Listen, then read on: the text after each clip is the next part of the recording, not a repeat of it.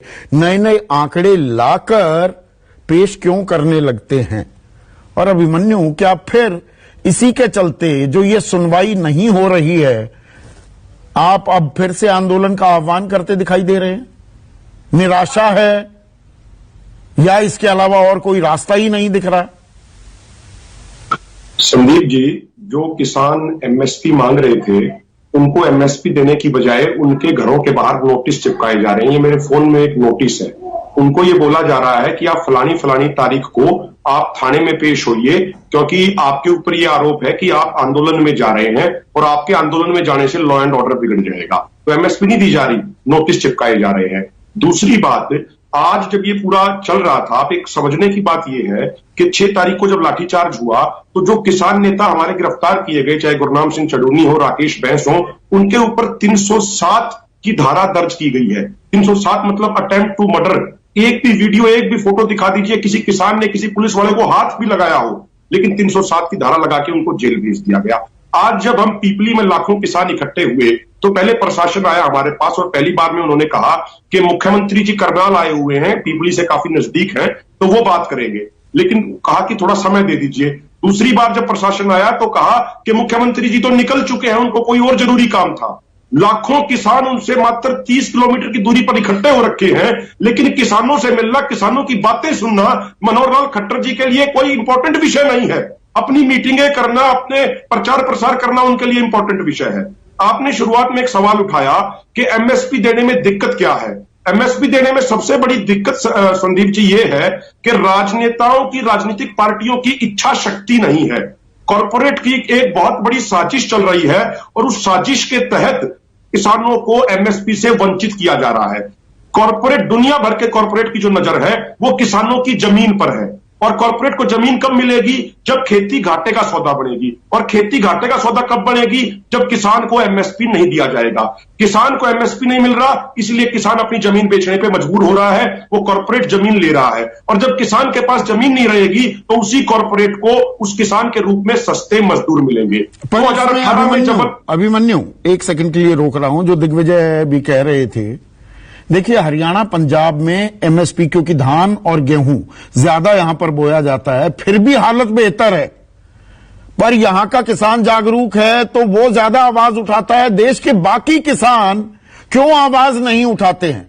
ये किसान भी कई वर्गों में, क्षेत्रों में, जातियों में बढ़ जाता है क्या? इसीलिए भाई 2/3 सांसद तो किसानी से जुड़े हुए हैं ना, जो संसद में बैठते हैं। किसान की आवाज मुखरता से सामने पेश ही नहीं हो पाती। क्या ये एक बड़ी दिक्कत है? संदीप जी, अन्य राज्य इसलिए आवाज नहीं उठा पा रहे। जब 13 महीने का हमारा आंदोलन चल रहा था तो कुछ बिहार के किसान साथी हमसे सिंगू बॉर्डर पे मिलने आए, तो हमने कहा कि आप भी कुछ ट्रैक्टर ट्रॉली लेके आइए सिंगू टिकरिया किसी बॉर्डर पे।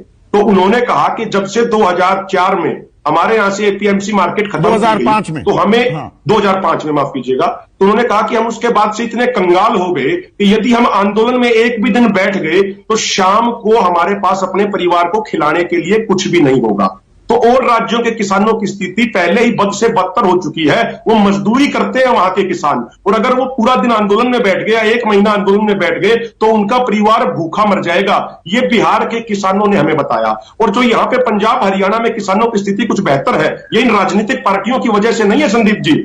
जो चौधरी छोटूराम जी ने एपीएमसी का मंडी एक्ट बनाया था 1939 में, एग्रीकल्चर प्रोड्यूस मार्केटिंग एक्ट, उसके कारण किसानों की स्थिति यहाँ पे अन्य राज्यों के मुकाबले थोड़ी बेहतर है।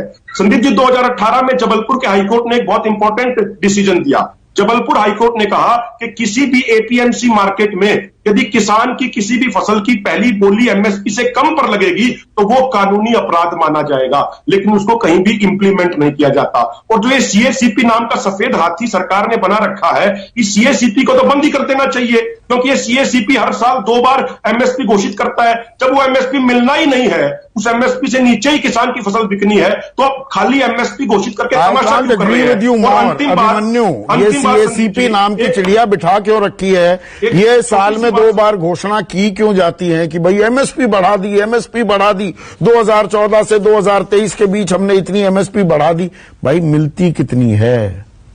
खरीदी कितनी हो रही है? वो C2+50 फॉर्मूला के तहत हो रही है क्या?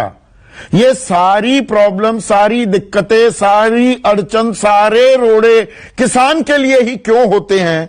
ये अपने आप में एक ऐसा सवाल है जिसका जवाब दरअसल व्यवस्था में जो भी आता है, सरकार जिसकी भी होती है, वो इसे दरकिनार करती ही क्यों दिखाई देती है, जबकि ये सवाल 2/3 जनसंख्या से जुड़ा हुआ है। मेहनत की कीमत ही तो मांगी जा रही है। क्या ये नाजायज है? क्या ये ऐसी चीज है जो सरकारें दे नहीं सकती? ये मुद्दा ही ऐसा है कि इसकी